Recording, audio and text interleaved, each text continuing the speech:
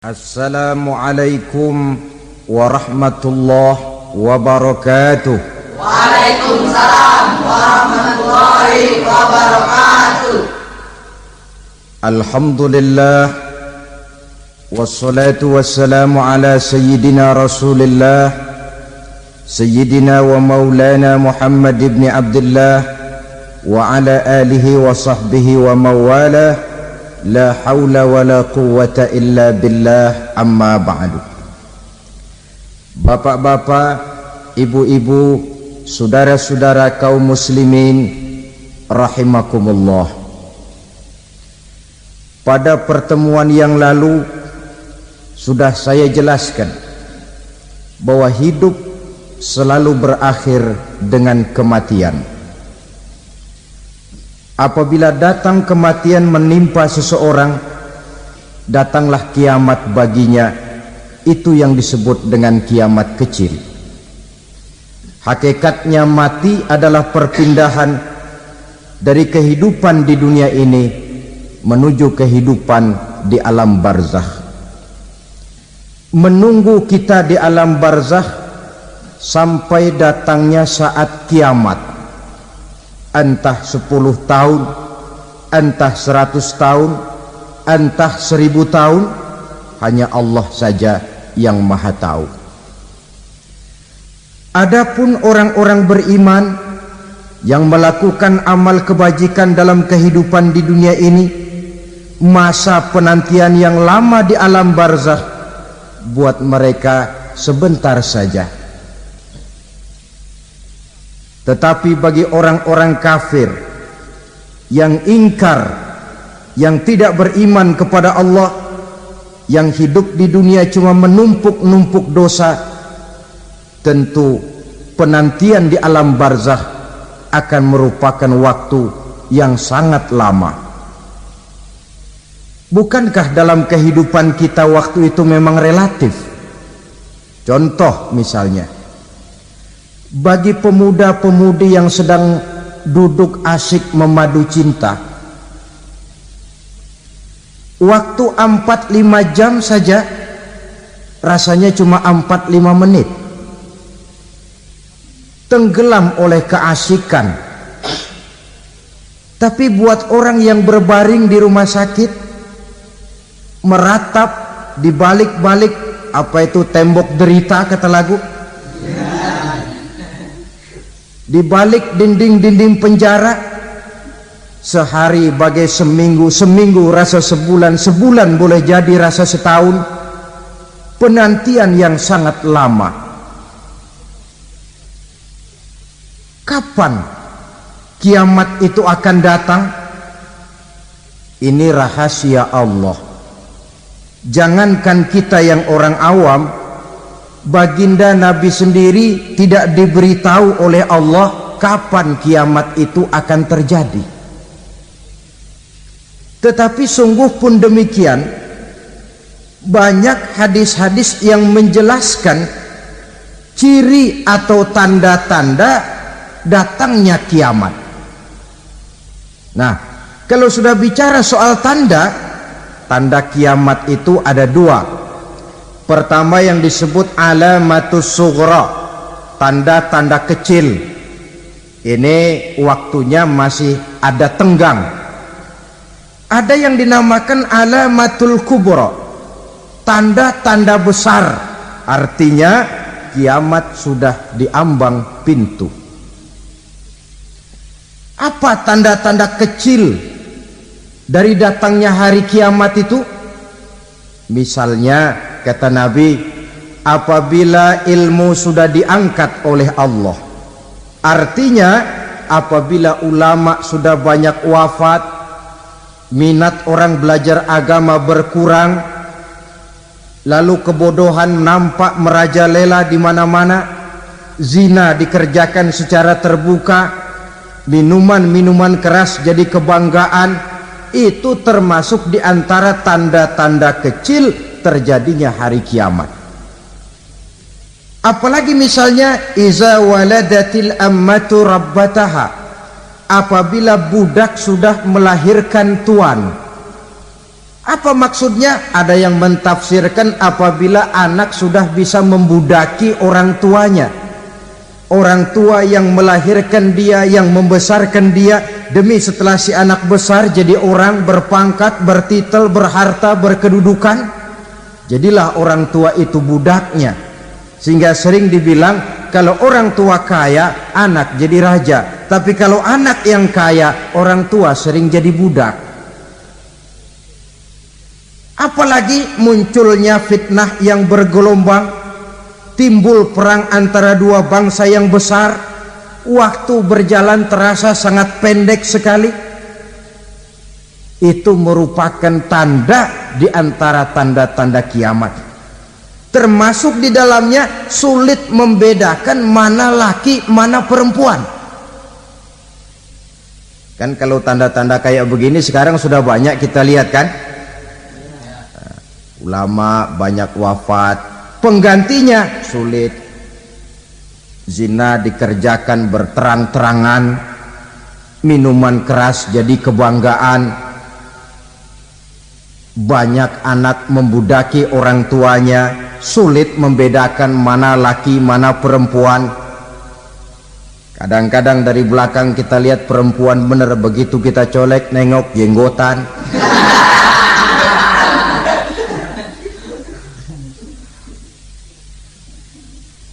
Ini termasuk tanda-tanda kecil, masih ada tenggang sampai akan terjadinya kiamat itu. Nah, yang dimaksud dengan tanda-tanda besar, ini tanda besar artinya kiamat sudah di ambang pintu. Pertama, matahari terbit dari sebelah barat. Apabila matahari sudah terbit dari arah sebelah barat, tertutuplah sudah pintu taubat. Bersabda Nabi kita, la taqumus sa'atu hatta tatlu'a syamsu min maghribiha. Tidak akan datang hari kiamat sampai matahari terbit dari arah sebelah barat. Fa iza tala'at, manakala matahari telah terbit dari arah sebelah barat, wara'ahan nasu, manusia banyak menyaksikan itu, amanu ajma'un, mereka pun lalu beriman. Yang tadinya kafir, yang tadinya ingkar, yang tadinya membangkang, setelah melihat matahari terbit dari sebelah barat, buru-buru beriman, berlomba-lomba mengucap dua kalimat syahadat. Tapi apa yang terjadi? Kata Nabi, wadzalika hina la yanfa'u nafsan imanuha lam takun amanat min qabl. Hari itu adalah hari yang iman sudah tidak berguna lagi bagi seseorang apabila sebelumnya memang dia tidak pernah beriman. Au kasabat fi imaniha khaira, atau beriman tetapi tidak pernah melakukan kebajikan di dalam keimanannya itu. Hari yang sudah kasib, hari yang sudah terlambat, beriman tidak akan ada gunanya lagi. Ini pelajaran buat kita. Sebelum sang surya terbit dari sebelah barat, sebelum nafas sampai di tenggorokan, artinya pintu taubat masih terbuka. Kalau dua hal itu sudah terwujud, nafas sudah sampai di kerongkongan atau matahari sudah terbit dari arah sebelah barat, tertutuplah sudah pintu taubat. Tak ada lagi gunanya pangkat, jabatan, harta, bahkan beriman pun dalam suasana macam itu too late, kata orang Kulon. Sudah terlambat. Matahari terbit dari arah sebelah barat, itu tanda besar, artinya kiamat sudah di ambang pintu. Lalu apalagi tanda besar? Munculnya Dajjal.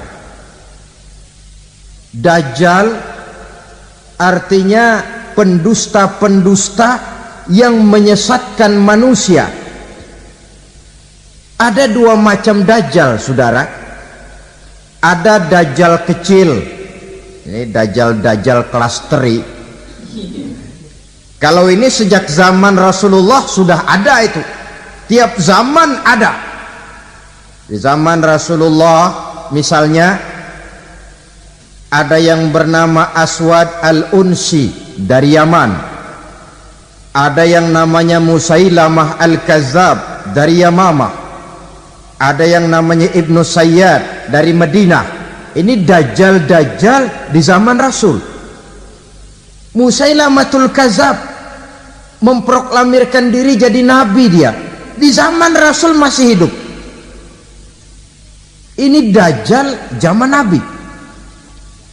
Di zaman sahabat muncul dajjal-dajjal. Di zaman kita sekarang ini dajjal-dajjal pun gentayangan. Dajjal-dajjal kelas teri. Kerjanya mendustakan manusia, menyesatkan manusia, memalingkan manusia dari jalan yang benar dan diridhoi oleh Allah Subhanahu wa taala. Adapun yang merupakan tanda besar dari datangnya kiamat, dajjal-dajjal kelas kakap, pembohong-pembohong besar yang menyesatkan masyarakat manusia berpaling dari jalan Allah mengikuti jalan mereka. Apa sih ciri dajjal itu? Kata Nabi dalam hadis Bukhari Muslim, innad dajjala, sesungguhnya yang namanya dajjal itu yakhruju, satu saat akan muncul mendekati hari kiamat, wa inna ma'ahu ma'an, si dajjal ini membawa air, wa naran, dan juga membawa api. Dua simbol, di tangan yang satu dia bawa air, di tangan yang satu dia bawa api. Wa ammal ladzi yarahu an-nasu ma'an fanarun, adapun yang orang banyak lihat air, hakikatnya adalah api. Yang dilihat api, hakikatnya adalah air. Oleh sebab itu, kalau api yang ditawarkan, ambillah air. Kalau air yang ditawarkan, pilihlah api. Maksudnya apa ini? Ini bahasa simbol, saudara-saudara. Dajjal bicaranya seolah-olah untuk kepentingan manusia, menawarkan surga. Surga yang dia tawarkan hakikatnya neraka. Hai manusia, kalau kau mau bahagia, jangan dekat-dekat dengan agama. Solat itu tidak efektif dan efisien, tidak produktif dari segi ekonomi itu. Menghadiri majelis taklim cuma buang-buang waktu. Tahajud, tasbih, tahlil, baca Quran, apa itu? Pekerjaan mubazir saja. Hidup ini cuma sekali, masa yang cuma sekali, manfaatkan dengan sebaik-baiknya. Mumpung, dibawanya sifat mumpung tetapi dalam pengertian yang sangat negatif. Bicaranya seolah-olah untuk kepentingan manusia, tetapi sebenarnya menjerumuskan manusia. Menawarkan air tapi sebenarnya api, menawarkan api tapi hakikatnya air. Buat apa kamu sholat? Buat apa kamu bayar zakat? Buat apa kamu puasa? Surga yang dicanangkan dajjal hakikatnya neraka. Neraka yang digambarkan dajjal pada dasarnya adalah surga. Jadi memutarbalikkan fakta itu kerjaan dajjal.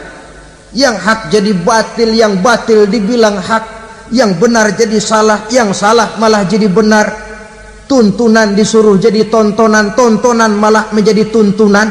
Itu pekerjaan dajjal profesinya. Zamannya Nabi Adam, dajjalnya kan iblis. Betul? Betul. Apa sih gang kerayuan iblis itu? Allah setelah menciptakan Nabi Adam kan bilang, Adam, kau dan istrimu Hawa tinggal di surga ini. Seluruh fasilitas yang ada di surga persilahkan kau nikmati. Satu yang tidak boleh, jangan coba-coba dekati pohon khuldi. Dekat saja jangan, apalagi sampai memetiknya. Datang dajjal yang namanya iblis ini. Adam, kamu tahu nggak kenapa tidak boleh makan buah khuldi? Ya nggak tahu, pokoknya saya dilarang. Bodoh kamu Dam. Khuldun artinya kekal. Kalau kamu makan itu buah, kau akan kekal di surga buat selamanya. Allah tidak kepengen maka dilarang kamu makan buah khuldi. Kalau kau ingin kekal di surga Adam, makan saja. Saya bicara begini ini untuk kepentingan kamu Adam. Ini kan ciri-ciri Dajjal. Bicaranya sih seolah-olah untuk kepentingan Nabi Adam, hakikat sebenarnya menjerumuskan Nabi Adam supaya ingkar dan melanggar larangan dari Allah Subhanahu wa ta'ala. Jadi setelah muncul Dajjal, timbul kekacauan-kekacauan di masyarakat. Banyak yang terpengaruh, terpedaya dan terpesona.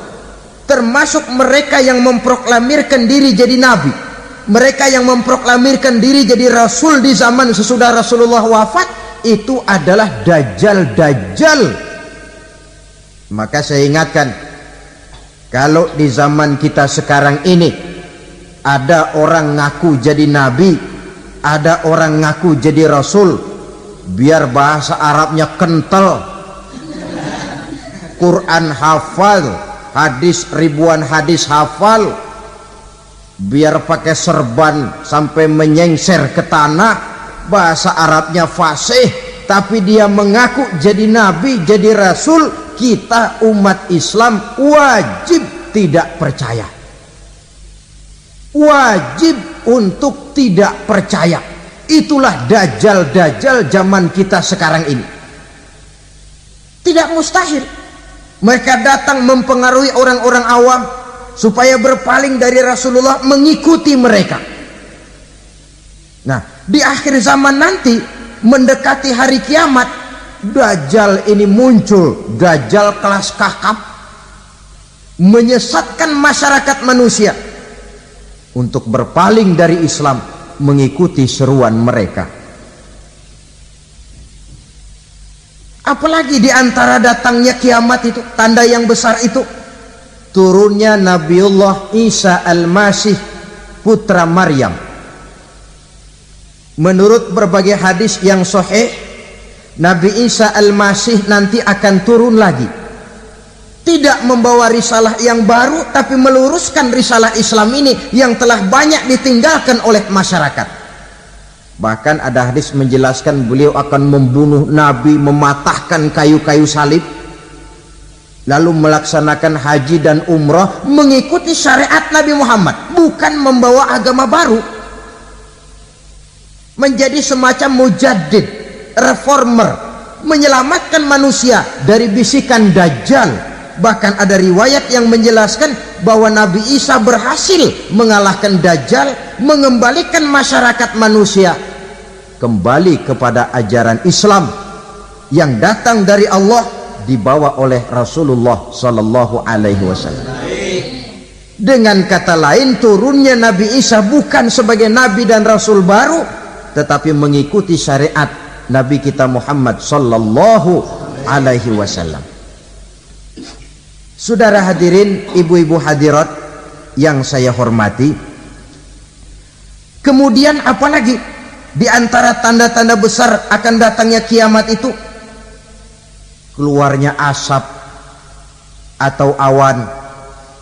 Kata Nabi, inna min asrati sa'ah dukhanan yamla'u ma bainal masyriqi wal maghrib.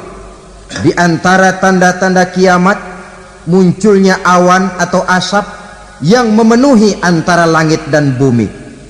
Ini pun diperkuat dalam surah Ad-Dukhan ayat 10, fartaqib yauma ta'tis sama bidukhanin mubin fayughshan nas hadza azabun alim. Bagi orang-orang yang beriman, mereka biasa-biasa saja, tapi bagi orang kufur, datangnya asap dan awan ini merupakan azab yang kelewat pedih. Barangkali sedikit mendekati gambaran tentang azab yang pedih ini, saya ingatkan alam pikiran kita kepada peristiwa yang belum lama terjadi. Pernah dengar berita bocornya reaktor nuklir di Chernobyl, Uni Soviet? Pernah dengar? Nah. Bocornya reaktor nuklir di Chernobyl yang mengakibatkan ratusan bahkan sangat mungkin ribuan nyawa. Cuma satu reaktor, Bagaimana kalau seluruh cadangan nuklir yang dimiliki oleh para negara adik kuasa ini diledakkan? Bahkan yang konon menurut catatan, cadangan nuklir yang dimiliki bersama oleh Amerika dan Rusia sekarang ini sudah sanggup memusnahkan 6 miliar manusia, 1,5 kali lebih banyak dari jumlah manusia yang nongkrong di permukaan bumi ini. Saudara-saudara hadirin yang saya hormati,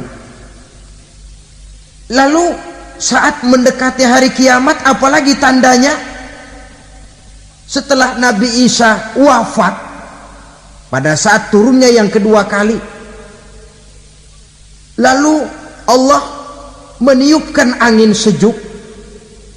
Semua orang-orang beriman, orang-orang baik wafat, sehingga penghuni bumi ini cuma tinggal lagi terdiri dari orang-orang kafir. Tidak ada lagi di bumi ini yang bisa mengucapkan Allah. Sehingga dalam hadis qudsi itu ada keterangan, innallaha azza wa jalla yaqulu li Israfil. Allah pernah pesan kepada malaikat Israfil, kata Allah, Israfil, iza sami'ta qailan yaqul Allah Allah fa akhirin nafakh 40 sanatan ikraman liqailiha. Hai Israfil, apabila kau dengar di permukaan bumi masih banyak orang yang mengucapkan Allah Allah, maka tunda sangkakala kiamat itu 40 tahun.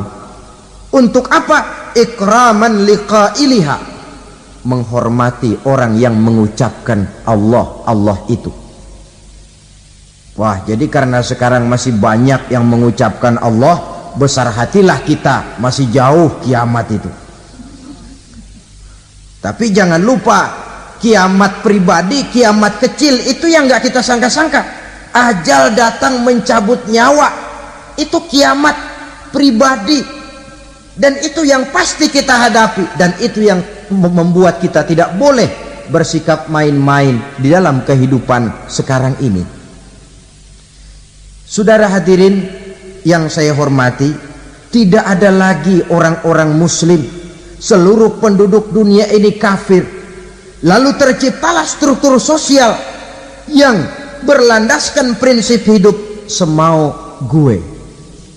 Bakal terjadilah prinsip di mana yang kaya menyantap yang miskin, yang kuat menindas yang lemah. Hidup sudah bagaikan di rimba belantara, berlaku hukum rimba, siapa yang kuat dia yang menang, siapa yang lemah menjadi mangsa. Timbul kekacauan, maksiat merajalela, munkarat menjadi-jadi, sehingga isi bumi ini penuh dengan segala macam perbuatan dosa. Tidak ada perlunya lagi alam diperpanjang temponya. Datang saat yang sudah dijanjikan oleh Allah Azza wa Jalla, maka terjadilah yang disebut kiamat kubra, kiamat besar, kiamat hancur-hancuran. Bagaimana kejadian ini dimulai?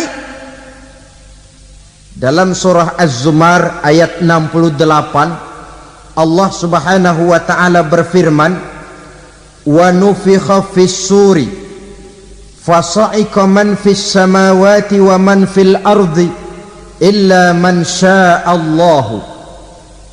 Maka manakala ditiuplah sangkakala, terkejutlah seluruh yang ada di langit dan seluruh yang ada di bumi.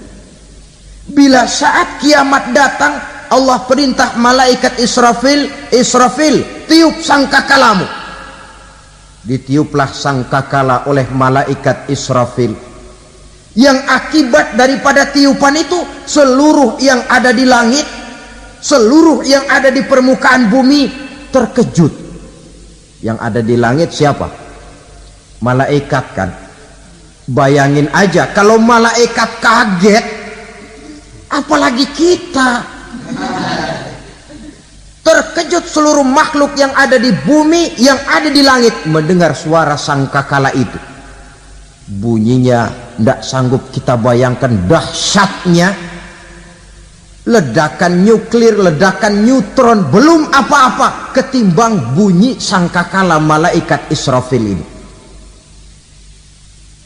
Nah, lalu mendengar bunyi sangkakala ini, gemparlah makhluk, kacaulah alam.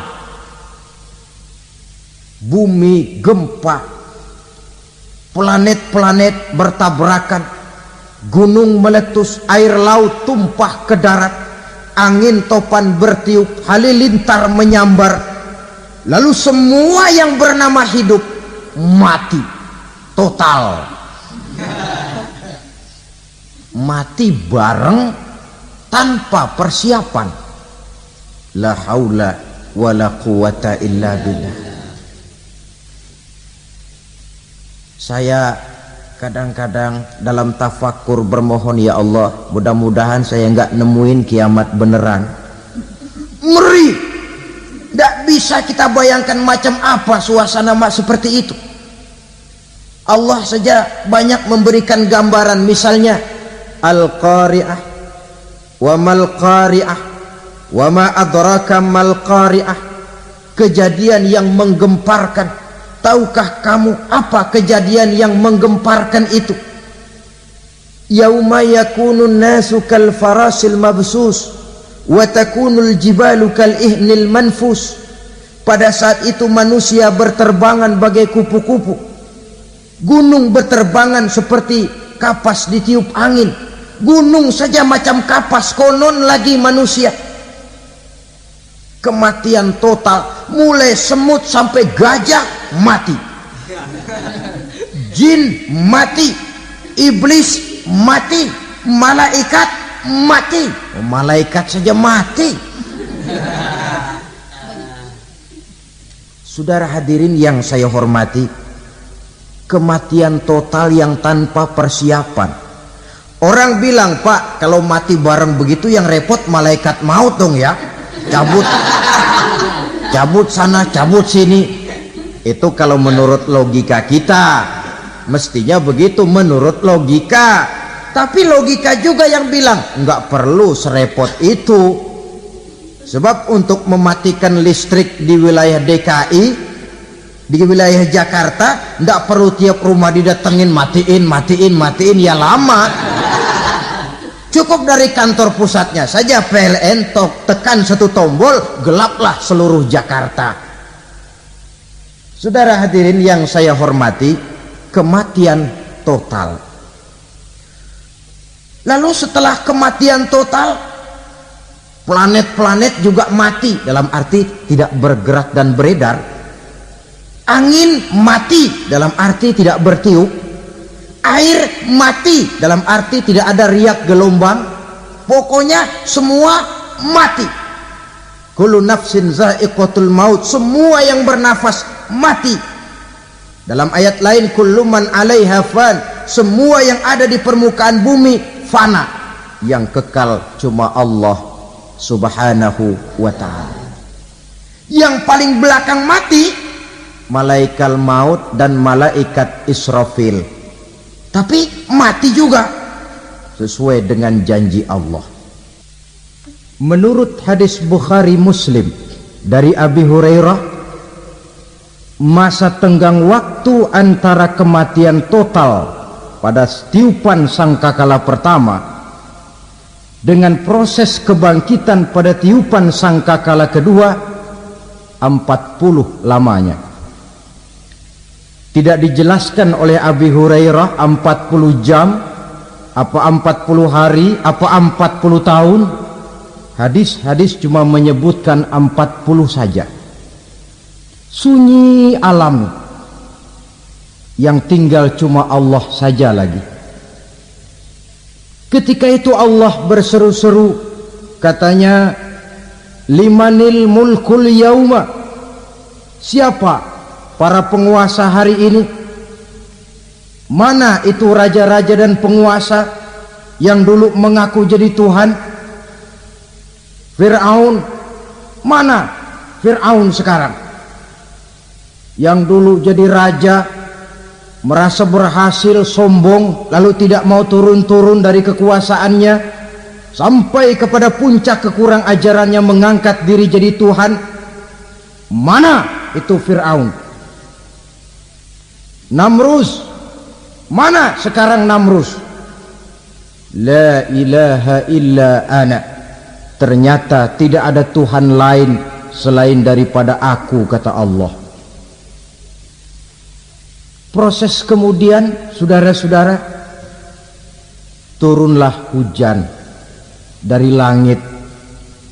40 lamanya hujan itu, tidak jelas juga 40 jam apa 40 hari.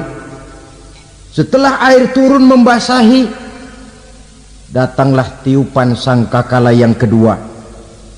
Semua yang bernama mati bangkit dari kuburnya masing-masing.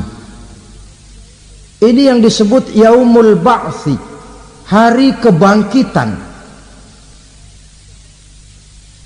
Allahu Akbar. Pada saat kita bangkit dari kubur kita masing-masing, kumpul di padang mahsyar namanya. Bayangin aja, saya sendiri nggak sanggup bayangin. Manusia sejak zaman Adam sampai zaman kiamat kumpul bareng di tempat sama. Berapa banyaknya itu?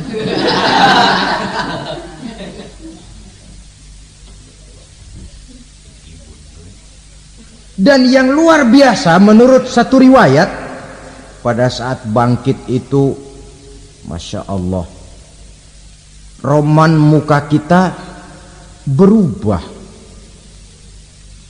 disesuaikan dengan amalan kita waktu di dunia ini. Barang siapa yang waktu di dunia amalannya itu amalan tikus, di akhirat nanti dia bangkit dari kubur, mukanya seperti muka tikus. Gagah betul badannya, tapi mukanya seperti tikus. Kenapa? Amalannya waktu di dunia seperti amalan tikus. Apa amalan tikus itu? Suka ngegeragoti barang yang sudah disimpan rapi-rapi. Orang sudah simpan uang rapi-rapi, simpan perhiasan rapi-rapi, digeragoti oleh tikus. Maling-maling, pencoleng-pencoleng, koruptor-koruptor, itu nanti di akhirat nanti kita lihat mukanya seperti muka tikus. Oh, ini waktu di dunia suka nyolong, mukanya seperti muka tikus. Barang siapa yang waktu di dunia ini amalannya itu amalan macan, dia akan bangkit nanti mukanya seperti muka macan. Apa amalan macan? Macan itu amalannya menang-menangan. Orang yang mau menang saja nggak mau mengalah. Coba lihat di hutan, kenal hutan nggak? Di hutan, raja hutan di mana-mana pasti macan, betul kan? Betul. Padahal hutan belum pernah bikin pemilihan umum. Tapi macan tidak peduli ada pemilihan umum apa tidak, pokok saya raja. Sebab apa? Macan jadi raja itu bukan karena benar, tapi karena kuat jadi raja. Setelah dia jadi raja, rakyat hutan yang mesti dilindungi malah dimakan oleh raja macan. Kambing rakyat hutan dimakan oleh macan. Ayam rakyat hutan dimakan oleh macan. Itu nanti kita lihat di akhirat itu mukanya seperti muka macan, gagah betul. Lalu barang siapa yang di dunia ini amalannya itu seperti amalan anjing, nanti dia punya muka seperti muka anjing. Apa amalan anjing? Pertama, anjing itu kalau disuruh jaga rumah, dia tidak bisa membedakan mana maling mana tamu. Biar yang datang maling kalau bawa tulang, anjing kalem. Yang kedua, anjing itu akan setia kepada siapa saja yang memberinya roti. Siapa yang memberinya roti, itulah majikannya. Apa kata majikannya pasti dia laksanakan. Soal benar atau salah dia tidak peduli. Setelah anjing dapat roti, dia tidak punya pilihan lain kecuali bilang, abdi mah kumaha juragan wae ayeuna mah.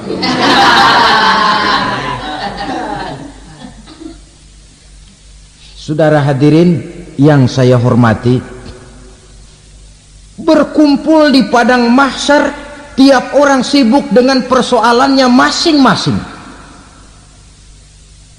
Matahari waktu itu didekatkan oleh Allah, panas luar biasa. Ada yang saking panasnya itu mencucurkan peluh keringat sampai sebatas mata kakinya. Ada yang keringatnya sampai sedengkulnya, ada yang keringatnya sampai sepusatnya, ada yang keringatnya mengalir sampai sebahunya, ada yang kelelap oleh keringatnya sendiri, sementara orang di sampingnya nggak apa-apa. Bergantung lagi amalan dia waktu di dunia ini. Saudara-saudara, sebagian orang dalam kepanikan padang mahsyar berombong-rombong datang mereka menghadap Nabi Adam. Ya Adam, anta abal bashar. Hai Adam, Tuhan adalah bapak moyang manusia. Kami sebentar lagi akan disidang, dimintakan pertanggungan jawab. Tolonglah kami, hai Adam. Kata Nabi Adam, jangankan nolongin sampean, saya sendiri tanggung jawab di hadapan Allah. Ketika dulu tidak boleh makan khuldi, saya serobot. Sudahlah, urus diri masing-masing saja, nafsi. Begitu kata Nabi Nuh, begitu kata Nabi Ibrahim. Tiap orang bertanggung jawab sendiri-sendiri. Ketika itulah saudara-saudara, nikmatnya menjadi umat Nabi besar Muhammad sallallahu alaihi wasallam. Sebab apa? Walaupun menurut abjad kita ini umat paling belakang, kan paling belakang kita ini toh, karena Nabi Muhammad adalah Nabi akhir, tapi akan dihisap lebih dulu, lewat di atas sirat lebih dulu, masuk surga lebih dahulu ketimbang umat-umat belakangan. Ketika Rasul mendekati ajal, beliau tanyakan itu kepada malaikat Jibril. Malaikat Jibril berkata, Muhammad jangan khawatir, Allah sudah berjanji, inni haramtul jannata ala sairil anbiya hatta tadkhulaha anta, wa haramtuha ala sairil umami hatta tadkhulaha ummatuka.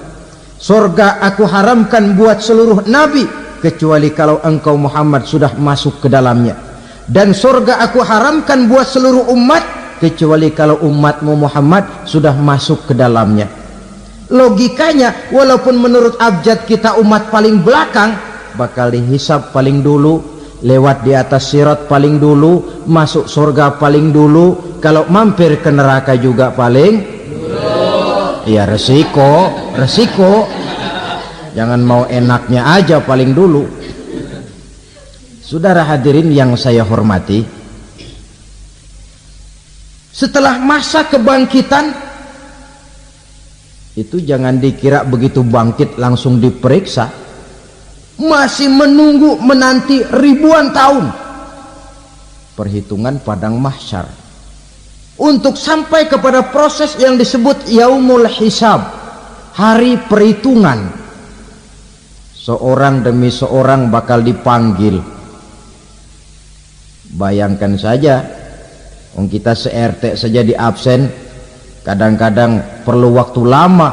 Ini manusia sejak zaman Nabi Adam sampai datang hari kiamat, satu demi satu disidang di hadapan Qadhi Rabbul Jalil. Status sosial copot sudah waktu itu. Yang pernah jadi hartawan di situ tidak lagi kelihatan kehartawanannya. Yang pernah jadi jenderal tidak lagi dipanggil jenderalnya. Yang ustadz tidak lagi dipanggil al-mukarramnya.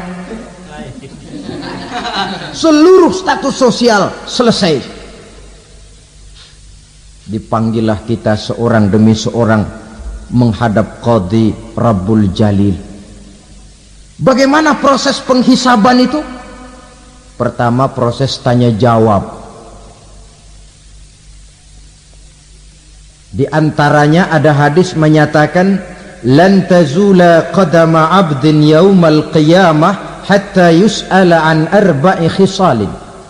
Besok di hari kiamat tidak akan bergeser telapak kaki seorang hamba sampai dia ditanya lebih dulu tentang 4 persoalan. Tentang ilmunya, kemana ilmu itu diamalkan. Tentang umurnya, di mana umur itu dihabiskan. Tentang masa mudanya, kemana masa muda itu dipakai. Tentang hartanya, dari mana harta itu didapat dan kemana harta itu dibelanjakan. Ini termasuk proses tanya jawab. Jadi kalau istilah pengadilan dunia, nama Fulan bin Fulan. Kamu waktu di dunia diberikan umur panjang untuk apa? Pernah mengalami masa muda, kemana kau habiskan masa remajamu? Kau diamanahkan ilmu, dengan apa ilmumu kau amalkan? Kau diberikan harta, dari mana harta kau dapat, kemana kau belanjakan? Tak seorang pun yang bisa mungkir. Sebab apa? Dikala itu yang menjadi saksi bukan orang. Yang menjadi saksi adalah seluruh anggota badan kita. Tangan bicara, kaki jadi saksi terhadap seluruh amalan yang pernah kita kerjakan pada saat kehidupan di alam dunia ini. Selesai proses tanya jawab, lalu diperlihatkan buku catatan kita waktu hidup di dunia ini. Jangan lupa Allah itu menyiapkan 2 superkomputer kepada kita, sebelah ditempelin sebelah kanan, yang sebelah tempelin di sebelah kiri. Komputer itu namanya Raqib dan Atid, 2 malaikat yang apabila baik kita lakukan, refleks saja akan menulis kebajikan kita. Jahat kita kerjakan, akan tertulis. Catatan itu nanti diperlihatkan kepada kita. Waduh, alangkah malunya pada saat diperlihatkan catatan kita, buku rapot kita merah melulu. Barangkali diperiksa sambil diomelin, brengsek lo. Buku merah melulu begini, bagaimana waktu hidup di dunia?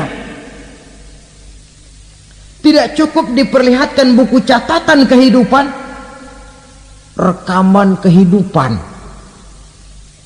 Rekaman kehidupan kita secara utuh sejak terlahir sampai ajal datang merenggut nyawa.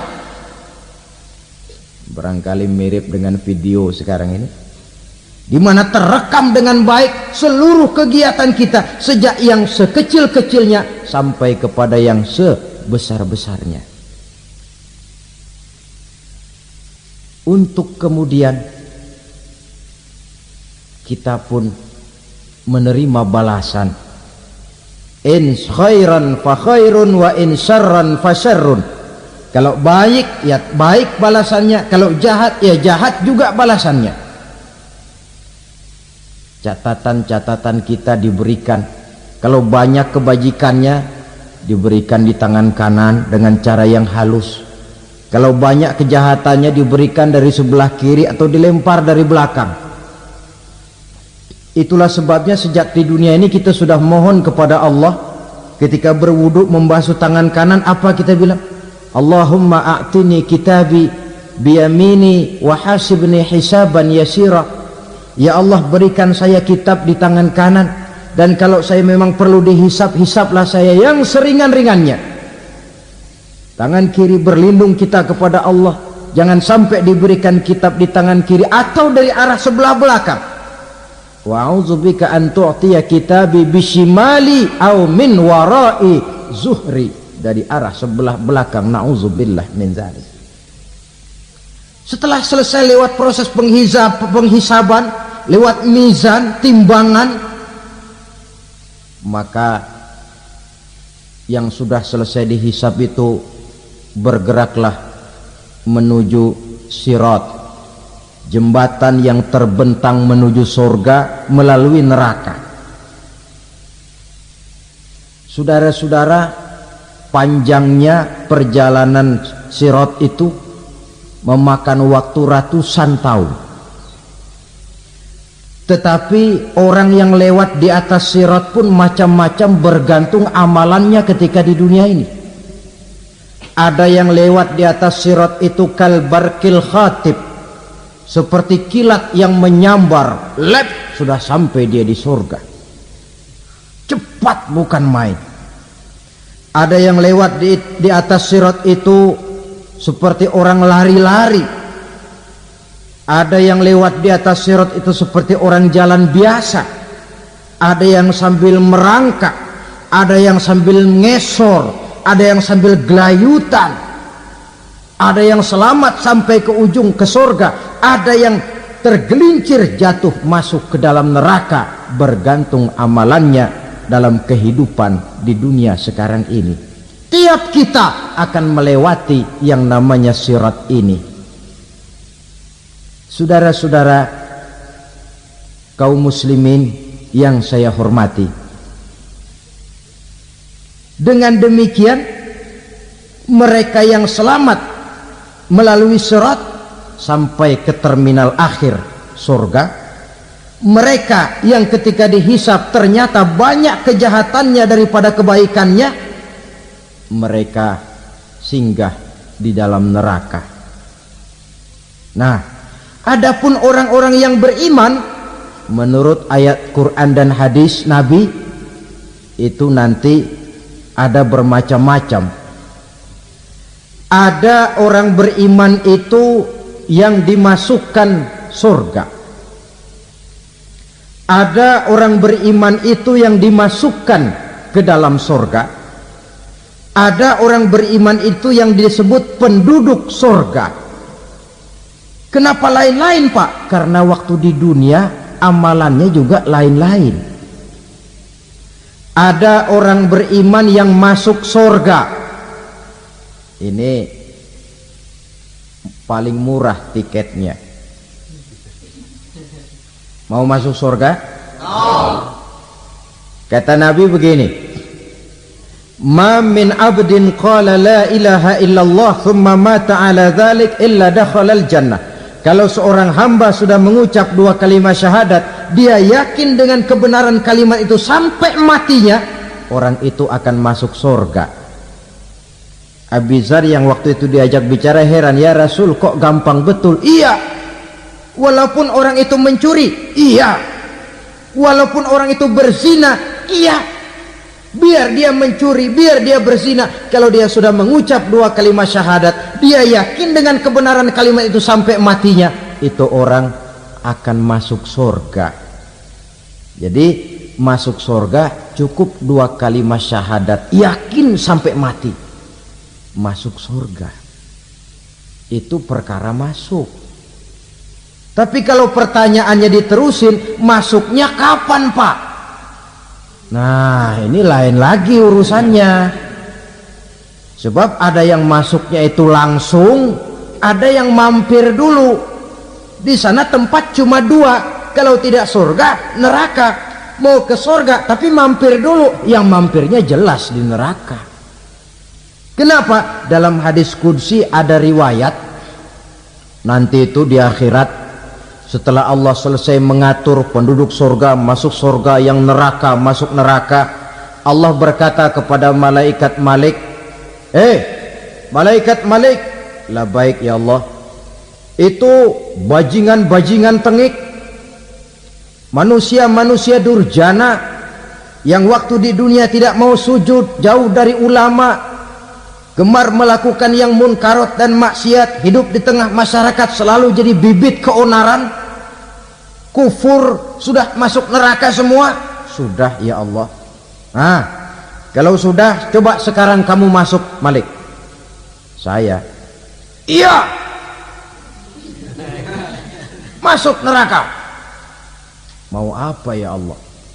Kata Allah, akhriju minan nar man kana fi qalbihi misqala habatin min khardalin min iman. Kau masuk neraka, cari di dalam neraka orang-orang yang ada imannya walaupun kecil sebesar biji zarah, angkat mereka keluar. Masuk malaikat Malik ke neraka, cari orang yang ada imannya, korek-korek. Ya repot, udah pada gosong. Yang ada imannya diangkat ke atas, yang ada imannya diangkat ke atas, lalu dimandikan di Nahrul Hayat, namanya sungai kehidupan di akhirat nanti. Cakep lagi rupanya, bersih lagi wajahnya, apel di hadapan Allah. Kata Allah, bagaimana mas? Kapok nggak sampean? Kapok ya Allah. Nah, kalau kapok, idhab fadkhulil jannah, pergi masuk surga sana. Berangkat mereka ke surga, ketemu sama teman-temannya yang udah sampai lebih dulu, yang nggak pakai mampir lagi. Terjadi dialog. Kata teman-temannya yang udah pada nyampe duluan, mas, iya, emang baru sampai? Saya baru sampai. Memang mampir di mana dulu mas? Kita sudah lama sampai di surga. Saudara buka surah Al-Muddatsir ayat 34-35. Ma salakakum fis saqar? Kenapa kamu mampir di neraka Saqar? Qalu lam nakum minal musallin. Mereka menjawab, kami mampir di neraka Saqar mas, gara-gara dulunya kami waktu di dunia ndak pernah sholat. Ndak pernah sholat? Ndak pernah. Kan rumahnya dekat masjid, cuma dekat doang mas. Sholat mah enggak saya. Nggak pernah ngasih makan fakir miskin, nggak pernah hadir di majelis taklim, pendeknya nggak pernah melakukan kebajikan. Maka saya pun mampir di neraka Saqar. Untung betul saya punya iman mas, sedikit. Waktu hidup di dunia dulu saya pernah mengucap 2 kalimat syahadat, sekali-kalinya waktu mau kawin. Masya Allah, untung saja kawin, kalau nggak kawin polos.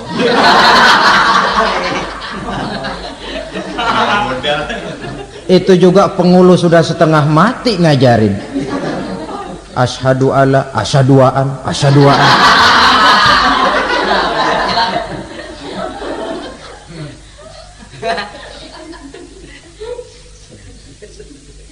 Ini namanya masuk surga, ada mampir dulu.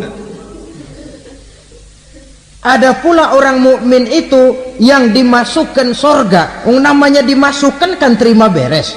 Saya masuk ke rumah, jalan sendiri, cari tempat sendiri. Saya dimasukkan ke dalam rumah, terima beres, pokok ada di dalam, itu dimasukkan namanya. Nggak pakai mampir. Tapi tentu tiketnya lebih mahal ketimbang yang pertama tadi. Apa kata Allah? Innal ladzina amanu wa amilus salihat la ukaffiranna anhum sayyi'atihim wa la udkhilannahum jannah. Sesungguhnya orang-orang yang beriman kemudian beramal soleh, kami hapuskan segala dosa dan kesalahannya, kami masukkan mereka ke dalam surga. Lihat ayatnya, Allah yang memasukkan, kita yang dimasukkan. Tidak pakai transit, tidak usah mampir. Cuma tidak cukup syahadat, tidak cukup amanu, tapi diiringi dengan wa amilus salih. Iman, amal. Tidak cukup syahadat, lalu dibuktikan dia sholat, dia zakat, puasa, lalu dia melakukan berbagai macam kebajikan. Ini yang menyebabkan dia tidak pakai mampir di tempat yang bernama Saqar. Lalu ada pula orang mukmin itu yang disebut penduduk surga. Wah, ini sudah VIP ini. Ashabul jannah, penduduk surga. Siapa mereka? Kata Allah, innal ladzina amanu summa istaqamu fala khaufun 'alaihim wala hum yahzanun ulaika ashabul jannah hum fiha khalidun. Sesungguhnya orang-orang yang beriman lalu istiqamah, tetap dalam melaksanakan perintah Allah, tidak goyah, tidak labil tapi stabil, istiqamah, mereka tidak takut dan tidak bersedih hati. Merekalah penduduk surga. Iman, istiqamah. Tidak punya duit, sembahyang. Banyak duit, sembahyang. Miskin, sembahyang. Kaya, tetap sembahyang. Istiqomah. Kadang orang kalau susah rajin ke masjid, banyak duitnya ngelihat masjid melengos. Itu yang dibilang waktu miskin hamba Allah, setelah kaya jadi hamba harta. Bergeser, tidak ada nilai istiqomahnya. Saudara-saudara, dengan begitu penduduk neraka itu dua. Ada penduduk permanen, ada penduduk yang semi permanen. Yang semi permanen orang-orang beriman yang mempunyai dosa besar. Mereka masuk ke neraka untuk menerima azab sesuai dengan dosanya.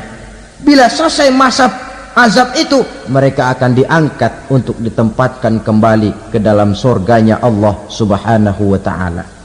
Nah, dikala itulah saudara-saudara, ada yang disebut syafaat dari Rasulullah Sallallahu Alaihi Wasallam. Tapi tentu jangan lupa, syafaat ini ibarat kain menambal dia. Kita punya kain bolong-bolong sedikit, syafaat yang menambal.